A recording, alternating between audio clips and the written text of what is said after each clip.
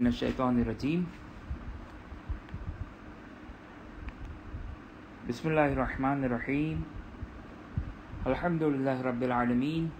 अस्सलातु वस्सलामु अला सय्यिदिना व मौलाना अबिल क़ासिम मुहम्मद व अला अहलि बैतिहि तय्यबीन अत्ताहिरीन व लअनु दाइम अला अअदाइहिम इला क़ियाम यौमिद्दीन। रब्बि इश्रह ली सदरी व यस्सिर ली अमरी वहलुल उक़दतम मिन लिसानी यफ़क़हु क़ौली।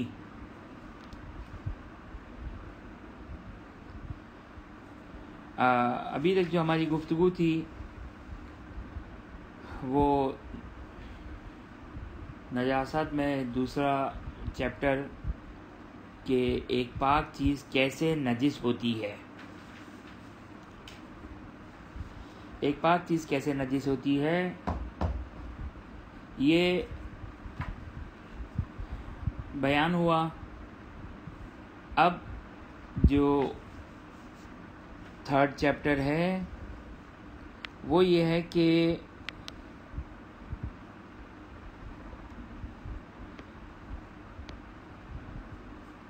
कैसे साबित हो।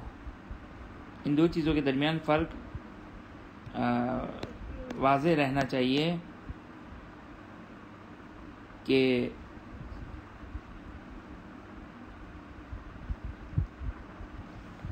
दो चीज़ों के दरमियान, इन दो टॉपिक्स के दरमियान डिफरेंस क्या है। सिर्फ मैं एक इस्तिलाह इस्तेमाल कर रहा हूँ, समझे, ऐसे ही जी चाह रहा है मेरा। इस अभी तक जो गुफ्तगू थी वो सुबूती गुफ्तगू थी, अब इस्बाती गुफ्तगू है। यानी क्या मतलब, यानी ये कि अभी तक जो गुफ्तगू थी वो ये थी कि एक पाक चीज़ कैसे नजिस होती है।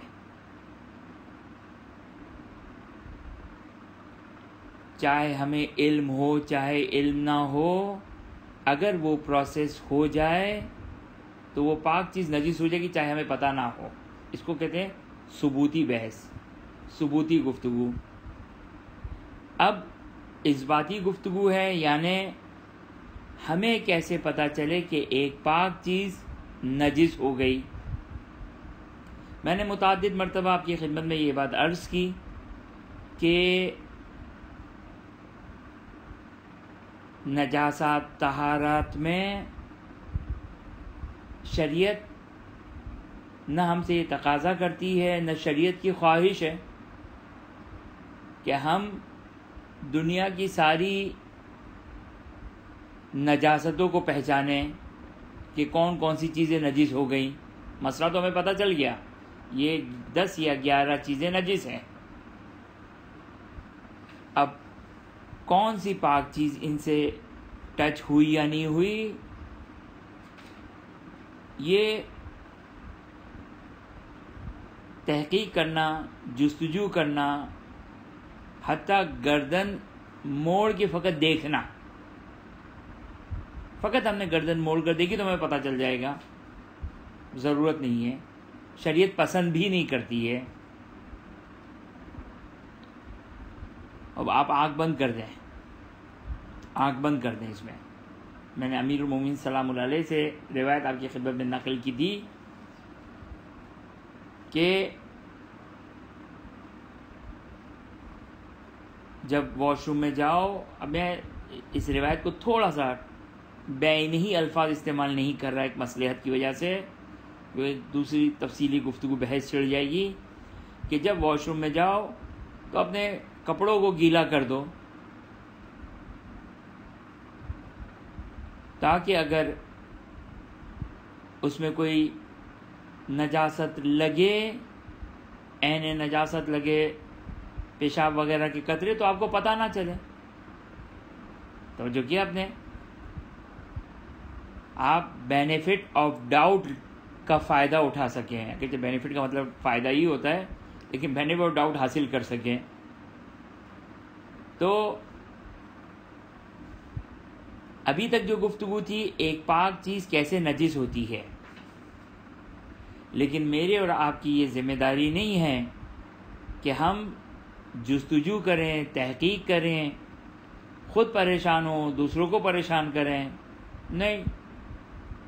حتیٰ فقط آپ کو، حتیٰ آپ آنکھیں بند کر دیں. کبھی کبھار ایسا ہوتا ہے کہ ابھی پتہ ہے کہ کوئی چیز اگر ہم نے دیکھ لی تو معلوم ہے کہ یہ معلوم نہیں ہے، گمان ہے کہ یہ نجس کا امکان ہے، وہ آپ آنکھیں بند کر دیں. لہٰذا یہ بات شریعت میں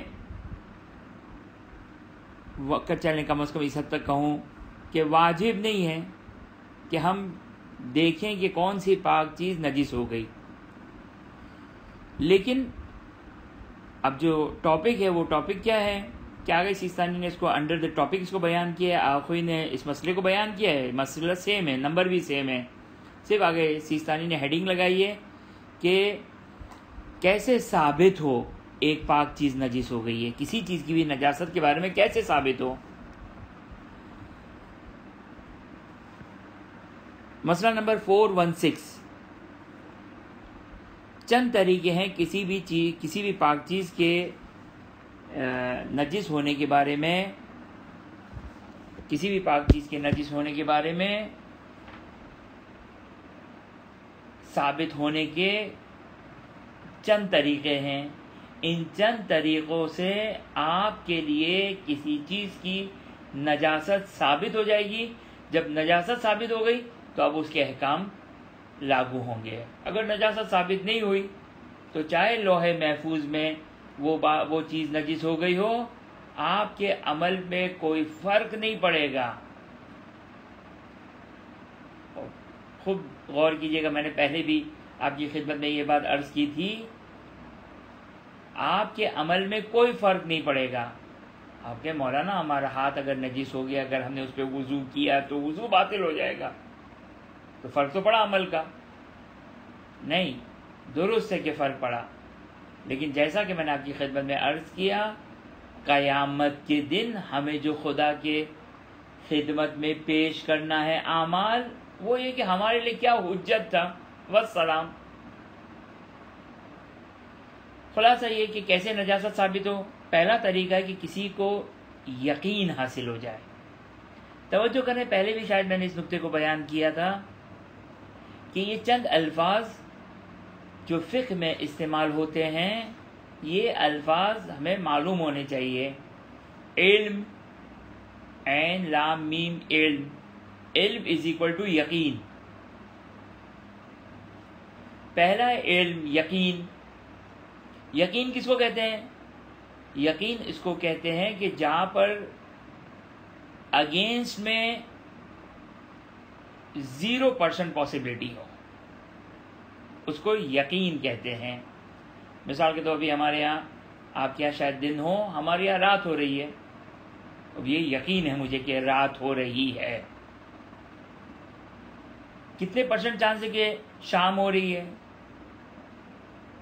0%. تو یقین یا علم ہو جائے کہ ایک پاک چیز نجس ہو گئی، تو ایک پاک چیز کو ہم نجس سمجھیں گے، پھر تو کوئی آپشن نہیں ہے. اب تو سارے احکام اس کے اوپر لگیں گے. اس کو نماز کے لیے پاک بھی کرنا ہوگا، اس کا کھانا بھی جائز نہیں ہے. اگر یہ دوسری جگہ کسی پاک چیز کو ٹچ ہو جائے تو نجس کر دے گی اس کو، وغیرہ وغیرہ. تو پہلا طریقہ کیا ہے؟ انسان کو علم یقین ہو جائے. دوسرا طریقہ اطمینان. اطمینان،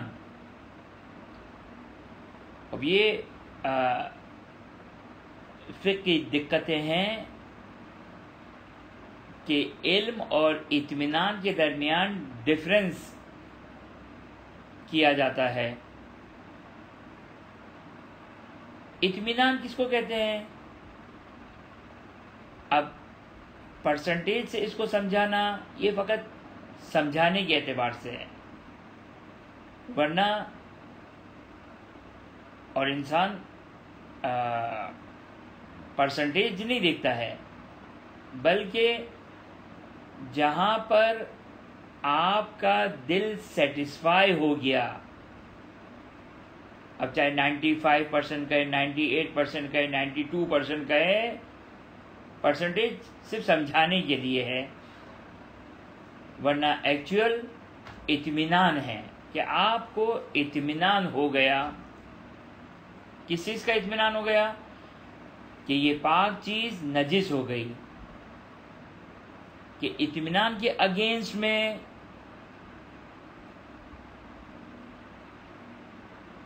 ایک کمزور سا احتمال ہوتا ہے.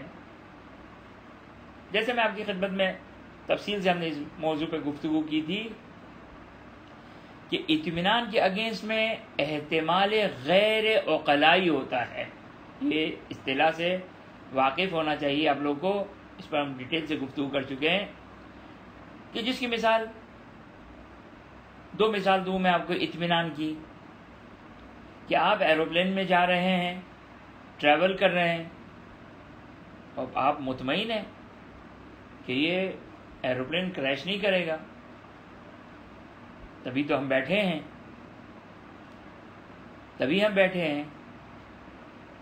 تو یہ اطمینان ہے آپ کو. توجہ کیا آپ نے، یہ اطمینان ہے آپ کو. ہاں ہو سکتا ہے کریش، بالکل ہو سکتا ہے، لیکن انتہائی احتمال ضعیف ہے، کمزور ہے، ویلیویبل نہیں ہے یہ پاسبلٹی. اس کو کہتے ہیں احتمال غیر عقلائی، جس کو عقلاء پرواہ نہ کرتے ہوں. پس دوسرا طریقہ کیا ہے کہ آپ کو کسی نجاست کے بارے میں، کسی پاک چیز کے نجس ہونے کے بارے میں سیٹسفیکشن ہو جائے، یعنی اطمینان ہو جائے. اگرچہ 1-2% ہے، لیکن یہ بہانے بازی ہے، جس کو آپ کہتے ہیں بہانے بازی.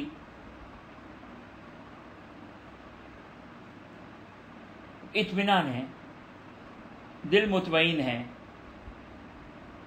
بس علم اور یقین کے اگینسٹ میں 0% ہوتا ہے، اطمینان کے اگینسٹ میں 2, 3, 4, 5. خلاصہ ہے کہ یہاں پر آپ کو اطمینان ہے، اور ایسا اطمینان ہے کہ اس کے اگینسٹ میں لوگ اس احتمال، اس پاسبلٹی کو پرواہ نہ کرتے ہو. جیسے میں نے ایروپلین کی مثال دی. خوب یہاں تک تو آگے سیستانی دونوں ساتھ ساتھ چل رہے ہیں.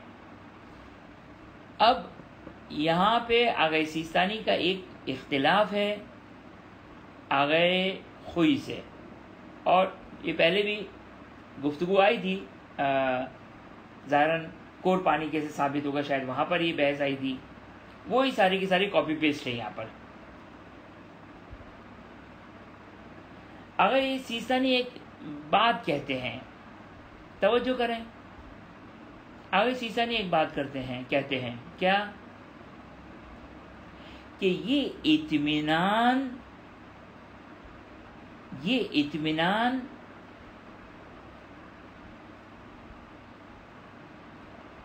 جو حاصل ہوا ہے، اس کا سورس کیا ہے؟ کوئی نہ کوئی تو سورس ہوگا نا. اور ہم نے آپ نے آنکھوں سے دیکھا تو دیکھنا ایک خود سورس ہے، یا بعض علامتوں سے پتہ چلا تو یہ سورس ہے. آگاہی سیستانی کہتے ہیں کہ یہ جو اس کا اطمینان کا جو سورس ہے، یہ سورس معقول سورس ہونا چاہیے، نامعقول سورس نہ ہو کہ جس سورس پر لوگ ہنسے. کہ آپ کہیں کہ بھائی فلاں چیز نجس ہو گئی، کیسے؟ بچے نے جو وہ پیمپر نہیں پہنا ہے، 2 گھنٹے گزر گئے.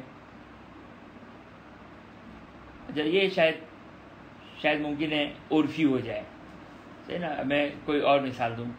مثال کے طور پر بچے نے پیمپر پہنا ہوا ہے، پیمپر پہنا ہوئے بھی ابھی 2 گھنٹے ہوئے ہیں. اب آپ نے یہاں دیکھا کہ یہاں پہ پانی گرا ہوا ہے، کوئی پانی ہے. آپ نے کہا یہ اطمینان ہے کہ یہ پیشاب ہے. یہ اطمینان عقلائی اطمینان نہیں ہے. اطمینان عقلائی ہے، عقلاء اس اطمینان کو ویلڈ قرار دیتے ہیں؟ نہیں. ہاں ڈاؤٹ ہو سکتا ہے، شک ہو سکتا ہے، بعض اوقات گمان ہو سکتا ہے. تو خلاصہ کرائٹیریا یہ ہے کہ آپ کا سورس آف اطمینان جو ہے وہ عقلائی ہونا چاہیے، یعنی ویلڈ ہونا چاہیے، صاحبان عقل آپ کے اطمینان پر ہنسے نہ۔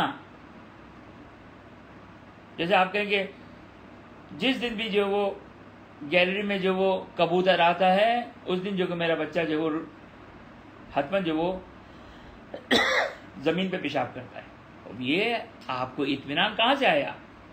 کبوتر کے بیٹھنے سے گیلری میں۔ اب یہ اطمینان، اب لوگ ہنسیں گے یہ کون سا اطمینان ہے؟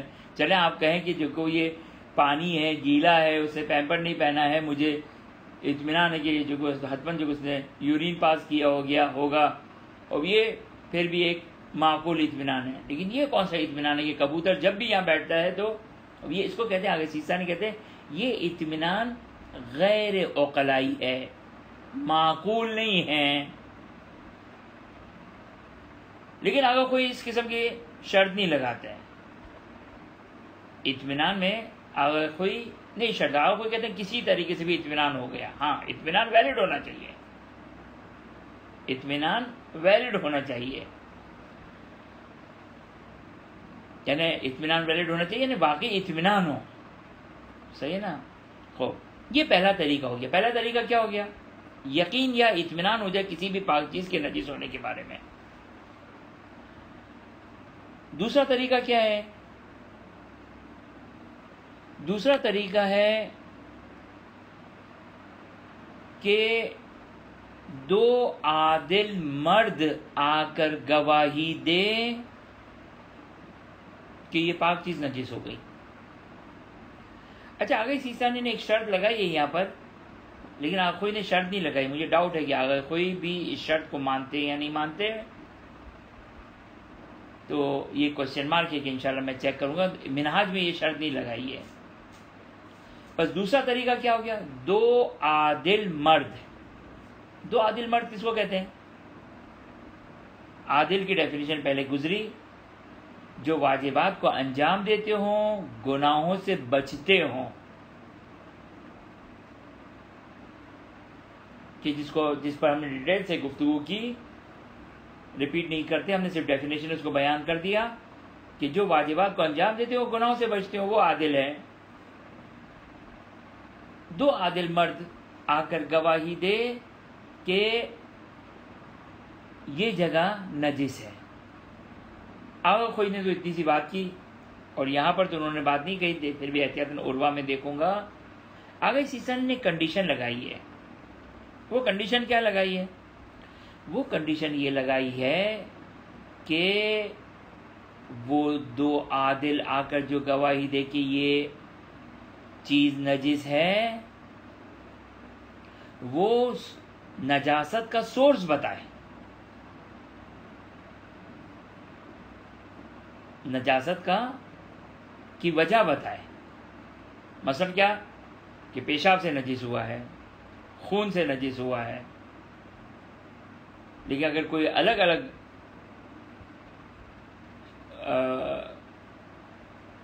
پرپس بیان کریں، وجہ بیان کریں، تو اس سے ثابت نہیں ہوگا کہ سیستانی فرماتے ہیں۔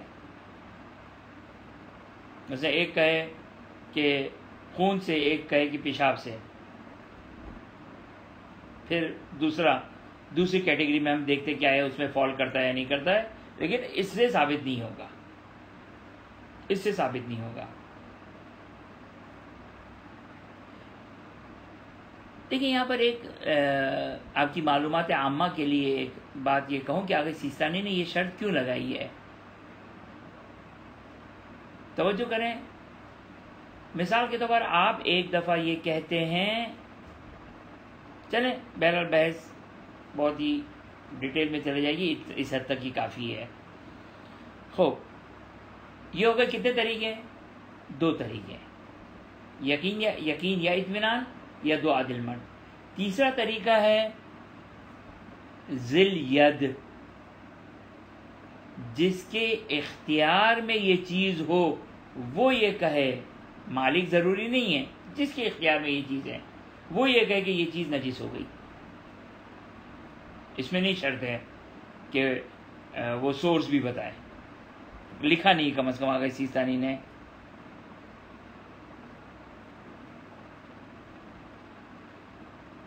شاید یہاں پر بھی ہونا چاہیے لیکن فی الحال نہیں لکھا انہوں نے. جس کے اختیار میں وہ چیزیں، وہ عام طور پر گھر کی خواتین، ان کے اختیار میں ایک چیز ہوتی ہے، اس نے کہا کہ یہ چیز نجس ہے، اور ایک مسئلہ اپنے مقام پر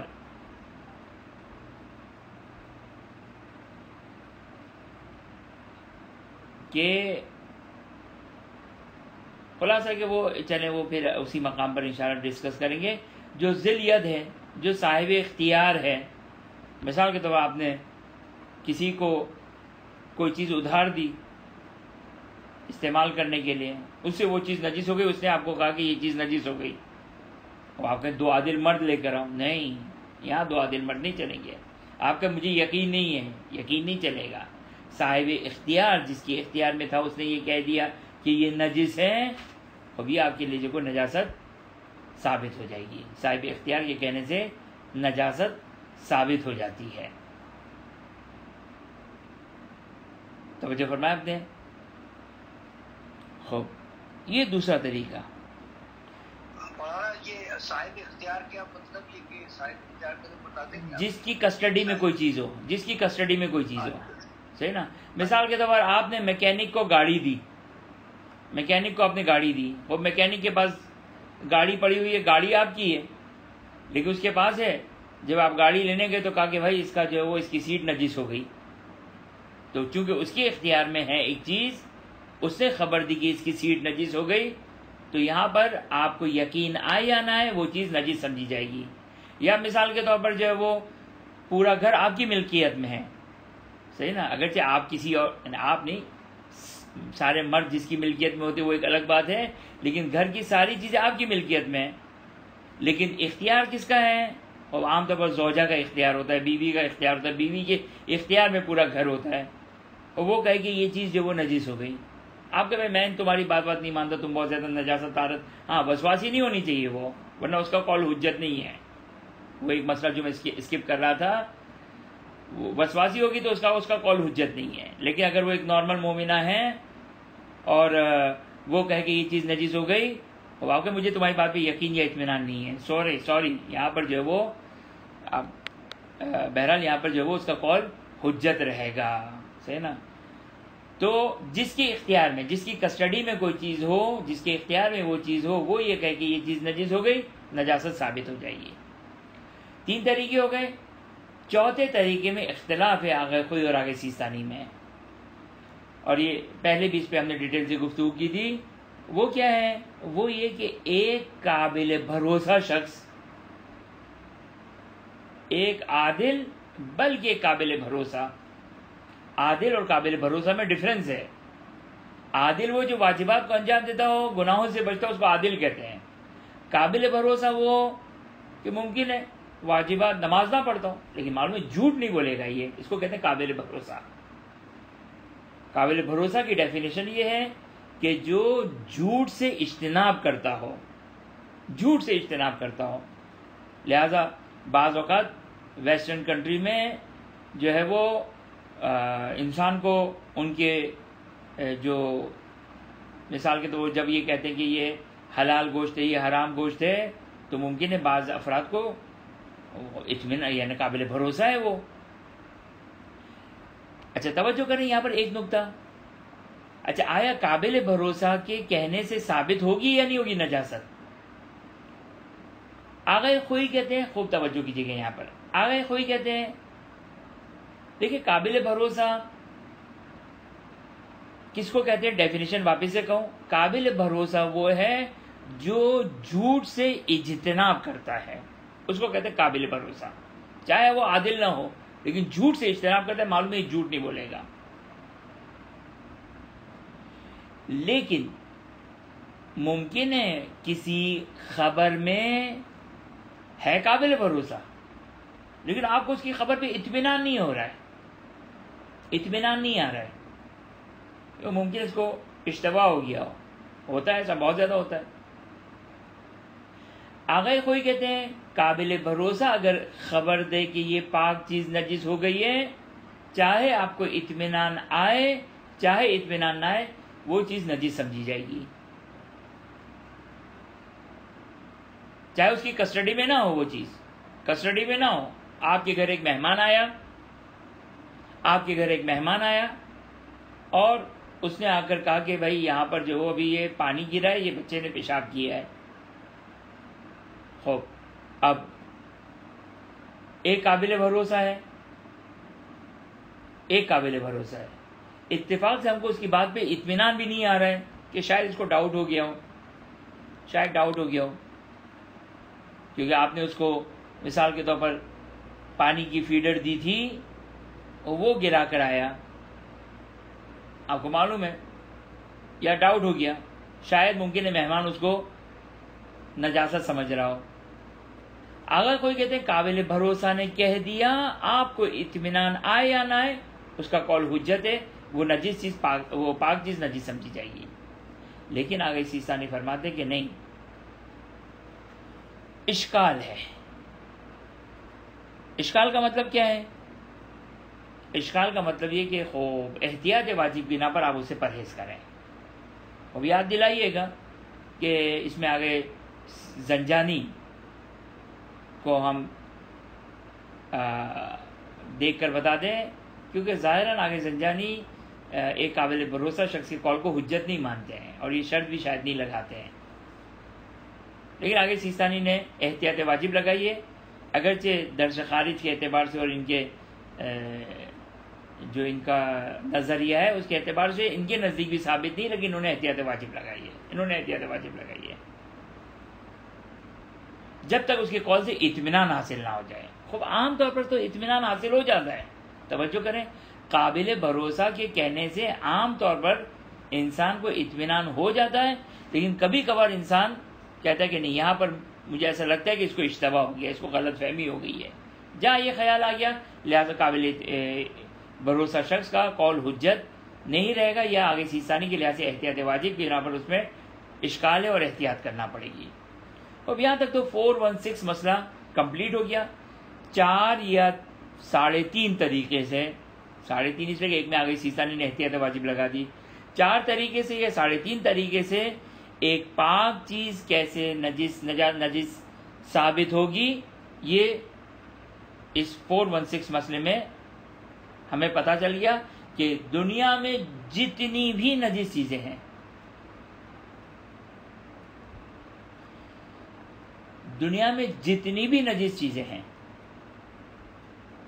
ان 10 یا 11 چیزوں کے علاوہ جتنی پاک چیز نجس ہوئی ہے وہ انہی طریقوں سے ہونی چاہیے،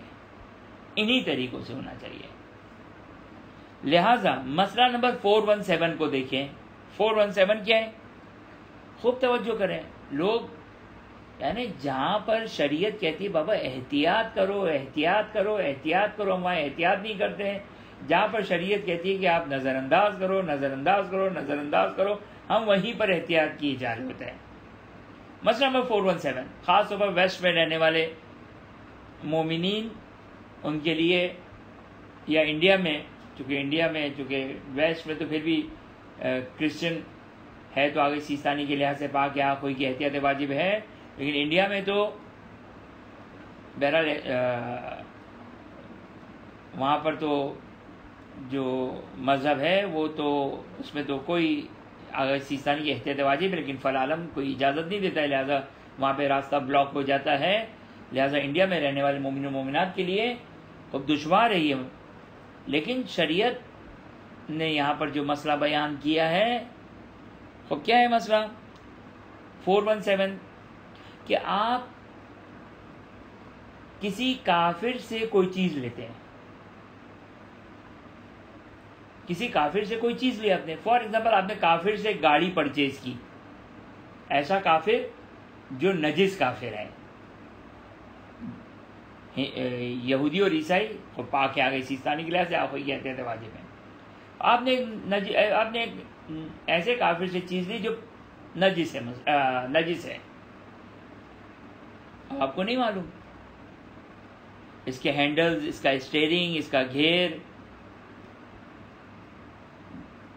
ڈیش باکس پاک ہے یا نجس. آپ نے کسی نان مسلم جو نجس ہے اس سے آپ نے گھر لیا، گھر، اس سے پہلے وہ رینٹ پر تھا، اب آپ اسی گھر میں رینٹ پر آئے. اکثر لوگ سوال کرتے ہیں اب آپ اس گھر کو کیا سمجھیں؟ ہم متقی و پرہیزگار ایسا بنتے ہیں کہ اس کی فضا کو بھی نجس مانتے ہیں، لیکن شریعت اتنی متقی و پرہیزگار نہیں ہے جتنا ہم بنتے ہیں. ہم اس کی فضا کو بھی نجس مانیں گے. اور وہ ایک کتے کے بارے میں روایات ہیں، باقی کے بارے میں ایسی کوئی روایت نہیں کہ اگر کہیں پر کوئی عین نجاست اگر کوئی چیز ہو تو وہاں کی فضا بھی جو کہ وہ متاثر ہو جائے گی، افیکٹو ہو جائے گی. لہٰذا اب ہم ایک ایسے گھر میں گئے کہ جو اس سے پہلے کوئی نجس کافر وہاں رہتا تھا، اب آپ کیا کریں؟ یا ہم ایک بیکری میں گئے، نان مسلم، ایسے نان مسلم کی جو نجس والا نان مسلم ہے، وہاں سے ہم نے بیکری آئٹم لی، روٹی لی، شہد لیا. اب انڈیا سے اچار آتا ہے اور بھی بہت لیکوڈ فارم میں چیزیں آتی ہے. چائنا سے مثال کے طور پر، یا چائنا میں جو کہ وہ بدھزم ہے یا ایتھیسٹ ہے، تو احتیاط واجب ہے آگے سیستانی کی، اور بہرحال آگے راستہ بند ہے تو لہٰذا نجاست کے کیٹیگری میں داخل ہو جائے گا. اور وہاں سے کوئی چیز آئی تو فرماتے ہیں کہ جب تک آپ کو یقین یا اطمینان نہ ہو اس کی نجاست کے بارے میں، آپ اسے پاک سمجھیں، آپ پاک سمجھیں اسے.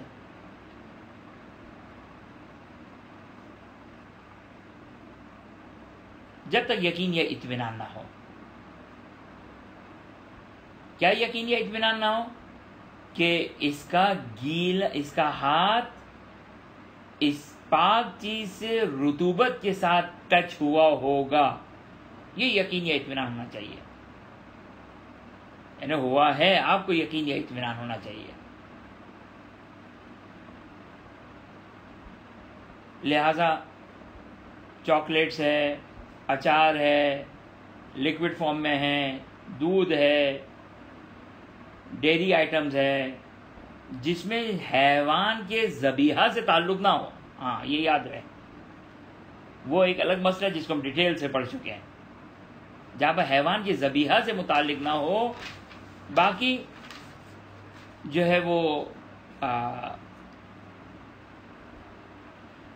ہے وہ چیزیں جو ذبیحہ سے تعلق نہیں ہیں، اس میں جب تک یقین یا اطمینان نہ ہو اس چیز کو پاک سمجھیں اور بالکل حلال ہے اور کوئی مسئلہ نہیں ہے. اسی طرح آج کل سیکنڈ ہینڈ کلوتھنگ کا بزنس بہت زیادہ مومنین کر رہے ہیں.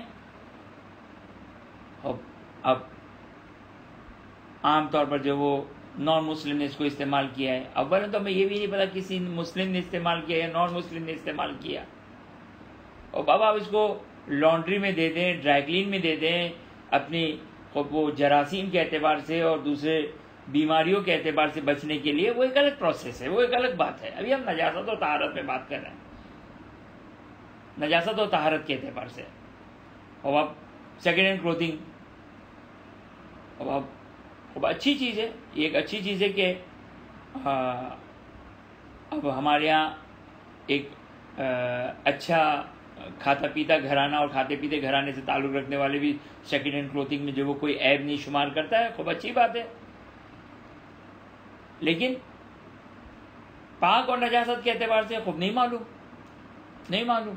اولا تو یہ نہیں معلوم کافر سے آیا یا نہیں آیا، یعنی اس کو کافر نے یوز کیا جو ہمارے پاس کپڑا آیا ہے. اور اگر یقین بھی ہو جائے تو خوب یہ یقین کیا ہے اس نے گیلے، آپ عام طور پر ہم کیا کہتے ہیں، کیا ہوگا نا، یہ کیا ہوگا نا سے نجاست ثابت نہیں ہوتی ہے.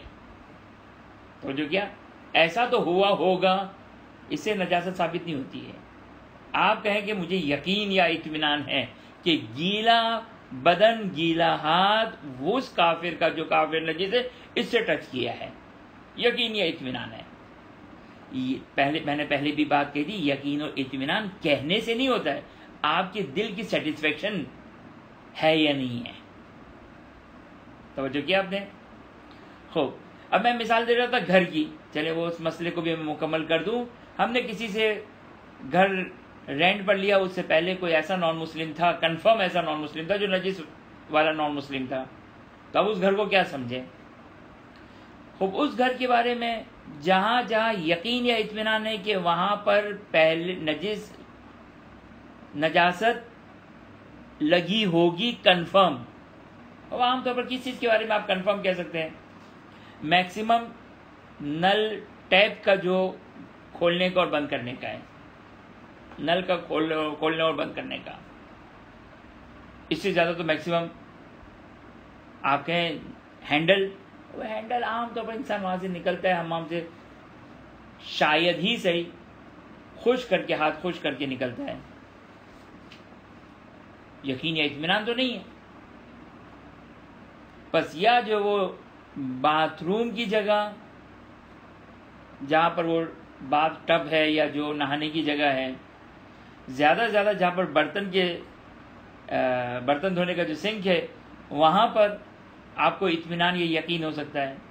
اچھا عام طور پر اس میں بھی جو وہ ممکن ہے، خواتین چونکہ عام طور پر خواتین کو ممکن ہے چونکہ وہ زیادہ انوالوڈ ہے، ان کو پتہ ہے کہ کہاں کہاں حتماً نجاست لگی ہے، نجاست لگی ہوگی نہیں.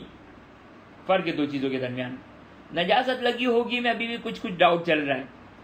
نجاست لگی ہے اور خاتون کو ممکن ہے یقین یا اطمینان ہو جائے. آپ کچن میں ہی نہ گئے ہوں کبھی، تو آپ کو کیا معلوم کہ جو وہ نجاست کہاں لگتی ہے کہاں نہیں لگتی ہے. تو ممکن ہے خاتون جو ہے وہ ان کو اطمینان ہو جائے، آپ کو اطمینان نہ ہو، اور خاتون کا اطمینان آپ کے لیے حجت نہیں ہے. بس توجہ فرمایا. حتیٰ گمان، گمان کس کو کہتے ہیں؟ ظن، زوئن نون ظن، گمان. گمان کہتے ہیں کس کو کہتے ہیں؟ 70%، 80%، 90% سیٹسفیکشن نہیں ہے، اطمینان نہیں ہے، گمان ہے کہ یہ پاک چیز نجس ہوئی ہوگی. جیسے عام طور پر باتھ روم کا ہینڈل، گمان ہے وہاں پر گمان ہے، شاید 80% گمان ہو. صحیح نا؟ یا جب ہم ایئرپورٹس وغیرہ پہ جاتے ہیں تو وہاں پر ٹوائلٹس وغیرہ ہوتے ہیں. عام طور پر ہمارا تقدس یہ ہے کہ ہم اسے دھو لیتے ہیں. ایروپلین میں الحمدللہ یہ لوگ اتنے صاف ستھرے ہیں کہ پانی کو استعمال ہی نہیں کرتے ہیں، تو وہاں پر تو زیادہ امکان ہے کہ آیا یہ چیزیں نجس، ان کا ٹیشو کا استعمال الا ماشاء اللہ ہے، تو وہاں پر تو اور زیادہ بینیفٹ اٹھایا جا سکتا ہے.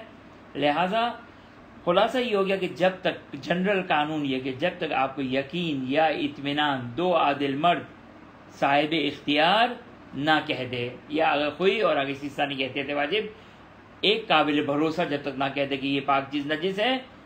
یہ 4 طریقے ہیں فقط و فقط. اس کے علاوہ کیلکولیشن، اندازہ، شاید، یوں ایسا ہوا ہوگا، یوں ہوا ہوگا، اس سے نجاست کسی بھی پاک چیز کی ثابت نہیں ہوتی ہے. اب یہاں تک یہ بات 3rd چیپٹر مکمل ہو گیا. 2 مسئلے پڑھے، 416 اور 417. اس کے بعد 4تھا چیپٹر ہے. اب یہ چیپٹر اب یہاں سے ہم آہستہ آہستہ، ابھی تو تھوڑی سی دیر ہے، اس کے بعد کی ٹاپکس اب یہاں سے جو وہ تھوڑا تھوڑا ہم اب نماز میں داخل ہو رہے ہیں. اب تھوڑے سے ٹاپکس چینج ہو رہے ہیں کہ نمازی کا بدن اور نمازی کے لباس کی نجاست کے مسائل، یہ ٹاپک کا عنوان ہے. کیا ہے عنوان؟ ٹاپک کیا ہے؟ چیپٹر کا ٹاپک اور چیپٹر کا عنوان کیا ہے؟ کہ نمازی کا بدن اور لباس کی نجاست کے احکام، یہ اس کا ٹاپک ہے. اور چلیں ایک چھوٹا سا مسئلہ پڑھ لیتے ہیں. 418، مسئلہ نمبر 418. نماز کے صحیح ہونے کی شرط یہ ہے، کنڈیشن یہ ہے، چاہے واجب نماز ہو چاہے مستحب نماز ہو، حتیٰ یہ کہ جو نماز کے اب اس کے لیے مجھے تھوڑی سی وضاحت دینی پڑے گی کہ توجہ کریں کہ نماز کے دو ایسے چیزیں ہیں کہ اگر انسان اس کو بھول جائے تو نماز کے بعد اس کی قضا کرنی ہے. ایک ہے تشہد اور ایک ہے ایک سجدہ. بھول جائے کنفرم.